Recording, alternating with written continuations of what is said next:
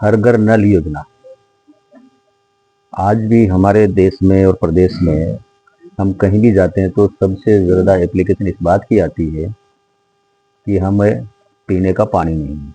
इतने देश की आज़ादी के बाद भी आज हमारे जो मालिक है उसको हम शुद्ध पानी नहीं पिला पा रहे हैं। देश के प्रधानमंत्री जी ने कहा कि भाई उनको नल से जल घर तक पहुंचाया जाए। योजना तो पहले बन गई थी, पिछली सरकार ने इस पर कुछ काम किया नहीं। काम किया तो पूरी की पूरी योजना भ्रष्टाचार की भेंट चढ़ गई, जिसका आप सबके सामने है। उनका मंत्री उस समय का महेश जोशी जेल में गया, अभी बेल पे है। तो उस काम को तेजी दे करके आगे बढ़ने का काम भी किया जाएगा।